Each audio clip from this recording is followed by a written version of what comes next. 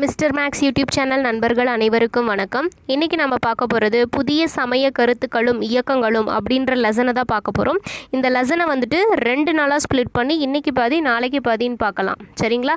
First நம்ம பார்க்க போகிறது தென்னிந்தியா, நம்மளுடைய தமிழகம் ரீஜியனில் வந்துட்டு என்னென்ன சமய கருத்துக்கள் இருந்துச்சு, என்னென்ன இயக்கங்கள் இருந்துச்சுன்னு இன்றைக்கி பார்க்கலாம். நாளைக்கு வந்து பார்த்திங்கன்னா வட இந்தியாவில் இருக்கிறத பார்க்கலாம். சரிங்களா? ஓகே, ஃபஸ்ட்டு வந்து பார்த்திங்கன்னா பக்தி இலக்கியங்கள் எப்போ அதிகமாக வந்துட்டு வர ஆரம்பிச்சிச்சுன்னா கிபி 7ஆம் நூற்றாண்டில் தான் வந்து பார்த்திங்கன்னா பக்தி இலக்கியங்களாக இருக்கட்டும், இயக்கங்களாக இருக்கட்டும் நிறைய ஃபார்ம் ஆச்சு. அதில் இஸ்லாம் சமயத்தினுடைய எதிர்ப்பு வந்துட்டு எதில் இருக்குன்னா சூபி தத்துவத்தில் வந்துட்டு பார்த்திங்கன்னா இஸ்லாம் சமயத்தினுடைய எதிர்ப்பு இருந்திருக்கு. இந்த சூபி தத்துவம் என்ன சொல்லுது அப்படின்னா தியானம் தான் கடவுளை உணர செய்யும் ஒரு கருவி அப்படின்னு சொல்கிறாங்க. சரிங்களா? தியானம் தான் கடவுளை உணர செய்யும் ஒரு கருவி அப்படின்னு சொல்லிட்டு இருக்காங்க. இதில் ஹரிதாசர் அப்படின்றவர் என்ன சொல்கிறாருன்னா, இந்துக்களும் இஸ்லாமியரும் கடவுளை வெவ்வேறு பெயர்களை அழைத்தாலும் இருப்பது ஒரே ஒரு கடவுள் மட்டுமே அப்படின்னு சொன்னது யாருன்னா ஹரிதாசர். சரிங்களா? இந்துக்களும் இஸ்லாமியரும் கடவுளை வந்துட்டு வெவ்வேறு பெயர்களை அழைத்தாலும் இருப்பது ஒரே ஒரு கடவுள் மட்டுமே அப்படின்னு சொன்னவர் யாருன்னா ஹரிதாசர். இப்போது ஃபஸ்ட்டு தமிழகத்திலுடைய பக்தி இலக்கியங்கள் அல்லது இயக்கங்களை பற்றி நம்ம பார்க்கலாம். அப்படின்னு வந்தாவே 2 முக்கியமான இப்போ வருவாங்க. யாருன்னா ஆழ்வார்களும் நாயன்மார்களும், அதாவது சிவனை வழிபடுபவர்கள் மற்றும் திருமாலை வழிபடுபவர்கள். இதில் ஆழ்வார்கள் அப்படின்றவங்க வைணவ சமயத்தை சார்ந்தவர்கள், நாயன்மார்கள் சைவம். கடவுள் வந்துட்டு யார்? திருமால், சிவன். ஓகேங்களா? அதாவது இவங்க எதை பற்றி பாடல்கள் அதிகமாக பாடியிருப்பாங்கன்னா ராம மற்றும் கிருஷ்ண அவதாரம் குறித்து தான் அதிகமான பாடல்களை பாடியிருப்பாங்க. இதில் 63 நாயன்மார்கள் இருப்பாங்க. அதில் மும்மூர்த்திகள் யாருன்னா அப்பர், சுந்தரர், சம்பந்தர். இவங்க தான் மும்மூர்த்திகள் அப்படின்னு வந்துட்டு சொல்லுவாங்க. இதே வந்துட்டு திருமாலில் வந்து பார்த்திங்கன்னா 12 பேர் ஆழ்வார்கள் இருப்பாங்க. அதில் முக்கியமானவராக இருக்கிற நம்மாழ்வார் எழுதியது தான் வந்து பார்த்திங்கன்னா திருவாய்மொழி. இதில் 1102 பத்திகள் வந்துட்டு இருக்கும். சரிங்களா? 1102 பத்திகள் இருக்கும். அதே மாதிரி 4000 திவ்ய பிரபந்தம், அதாவது 4000 பாடல்களை கொண்ட 4000 திவ்ய பிரபந்தம் அப்படின்ற நூலும் இருக்கும். இதை தொகுத்தவர் யாருன்னா நாதமுனி. இதே வந்துட்டு தேவாரம், நம்மளுடைய சைவ சமயத்தில் எடுத்துக்கிட்டோம் அப்படின்னா தேவாரம் அப்படின்ற நூல் தான் ரொம்ப முக்கியம். இங்கே 4000 திவ்ய பிரபந்தம்னா இந்த சைடு தேவாரம். அதை தொகுத்தவர் யாருன்னா நம்பியாண்டார் நம்பி. இதனுடைய புனித நூல் திருமுறை அப்படின்னு சொல்லுவாங்க. ஓகேங்களா?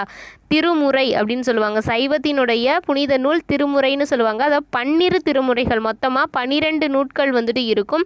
அதில் 11 வந்து பார்த்திங்கன்னா தொகுத்தது யாருன்னா நம்பியாண்டார் நம்பி தொகுத்திருப்பார்.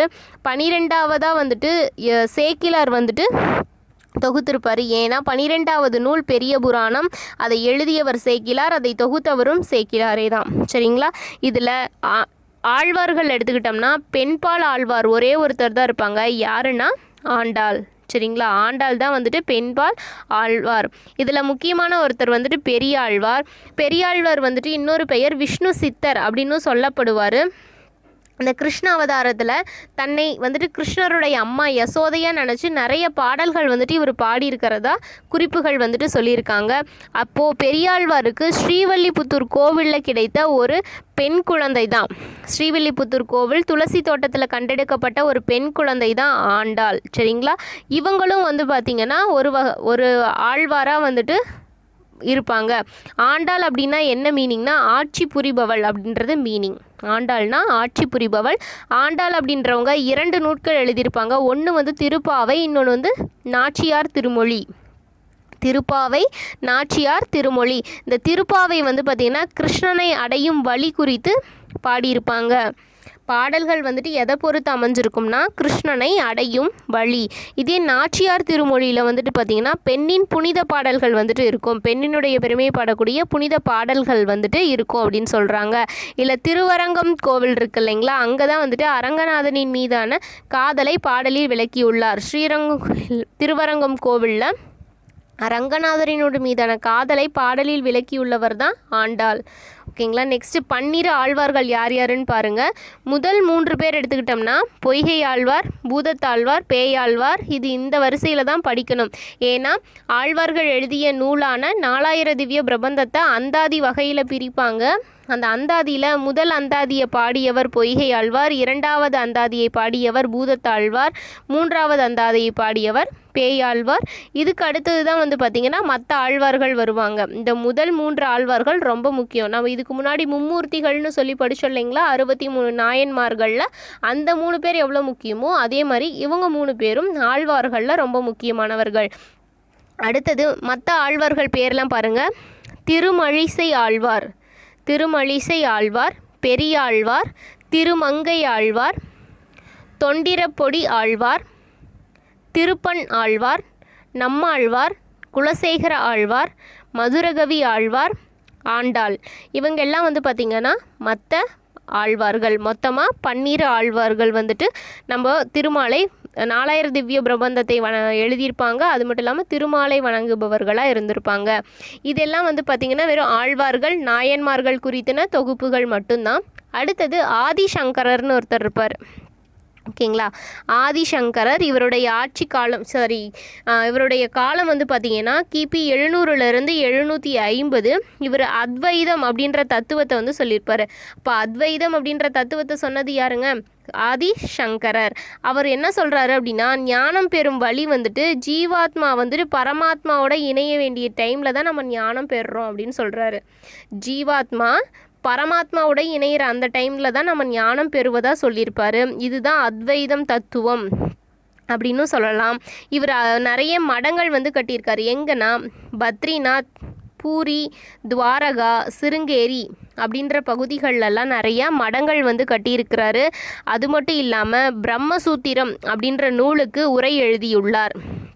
பிரம்மசூத்திரம் அப்படின்ற நூலுக்கு உரை எழுதியவர் யார்? ஆதிசங்கரர். இந்த பிரம்மசூத்திரம் தான் வந்து பார்த்திங்கன்னா வேதாந்த பள்ளியினுடைய அடிப்படை நூட்களாக இருக்குது. அந்த பிரம்மசூத்திரத்தில் இருக்கிற மாதிரி தான் வந்துட்டு நடந்துக்கணும், ரூல்ஸ் அண்ட் ரெகுலேஷன்ஸ்லாம் வந்துட்டு இருக்கும் அப்படின்னு சொல்கிறாங்க.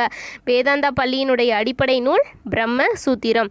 இது வந்து பார்த்திங்கன்னா நம்மளுடைய ஆதிசங்கரர் வந்து குறித்த முக்கியமான நியூஸ். ஓகேங்களா, அடுத்தது நம்ம பார்க்க போகிறது ராமானுஜர்.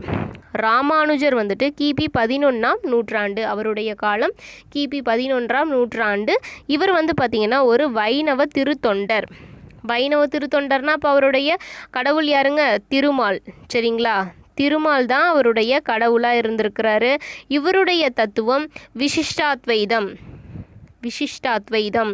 இதே வந்துட்டு நம்மளுடைய ஆதிசங்கரோடையது அத்வைதம். இதே ராமானுஜரோடையது வந்து பார்த்திங்கன்னா விசிஷ்டாத்வைதம். இவர் என்ன சொல்கிறாருன்னா, ஆத்மாவானது பிரம்மத்துடன் கலந்து பின்னரும் தனக்கான அடையாளத்தை தக்க வைத்து கொள்கிறது. அவர் ஜீவாத்மா பரமாத்மாவோட இணையிற டைமில் தான் நம்ம ஞானம் பெறுவோம் அப்படின்னு சொல்கிறாங்க.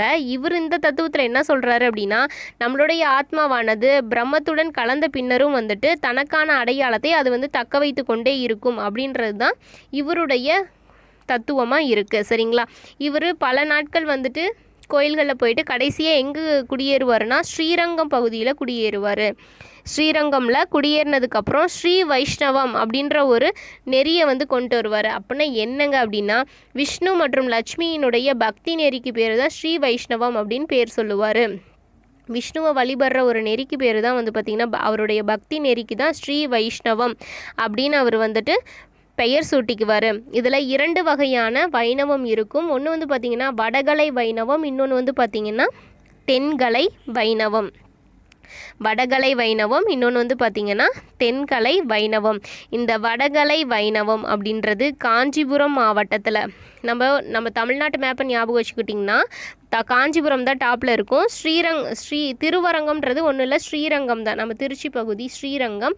அப்போ அது வந்து கீழே இருக்கும் இல்லைங்களா. அப்போ வடகலை வடக்கு பக்கமாக இருக்கிறது காஞ்சிபுரம். இது சமஸ்கிருத மொழியில் இருக்கும். சமஸ்கிருத கல்வி மையமாக செயல்படுகிறது. வடகலை வைணவம் காஞ்சிபுரம் மாவட்டத்தில் இருக்கும். சமஸ்கிருதம் தான் இவங்களுடைய முக்கியமான ஒரு மொழியாக இருக்கும். சமஸ்கிருத கல்வி மையமாகவும் அது திகழும். இதே தென்கலை வைணவம் வந்து பார்த்திங்கன்னா ஸ்ரீரங்கம் நம்ம திருச்சி பக்கத்தில் இருக்கிறதுனால தமிழ் மொழி வந்து பார்த்திங்கன்னா அவங்களுடைய மொழியாக இருக்கும். அவங்க வந்து பார்த்திங்கன்னா அவங்களுடைய கல்வி வந்துட்டு எந்த நூல்லேருந்து அதிகமாக வந்துட்டு சொல்லுவாங்கன்னா 4000 திவ்ய பிரபந்தம். சரிங்களா, வடகலை வைணவத்தில் சமஸ்கிருதம் ஃபாலோ பண்ணுறதுனால அது சமஸ்கிருத கல்வி மையமாக இருக்கும். அந்த மொழியில் தான் டீச்சிங் வந்துட்டு பண்ணிகிட்ருப்பாங்க. பட் தென்கலை வைணவம் வந்து பார்த்திங்கன்னா நம்ம தமிழ் மொழியை டீச் பண்ணுறதுனால நம்மளுடைய தமிழ் நூலான 4000 திவ்ய பிரபந்தத்தை யூஸ் பண்ணி அவங்க கல்வி வந்துட்டு சொல்லிக் கொடுப்பாங்க. ஓகேங்களா? ஓகே ஃப்ரெண்ட்ஸ், இதோட தமிழகத்தில் வந்துட்டு பக்தி இயக்கங்கள் அது வந்துட்டு முடிஞ்சிச்சு. நாளைக்கு வந்து பார்த்திங்க அப்படின்னா வட இந்தியாவில் என்னென்ன புதிய சமயங்கள் வந்து தோன்றுச்சு அப்படின்றத நம்ம பார்க்கலாம். சரிங்களா? Okay friends, thank you.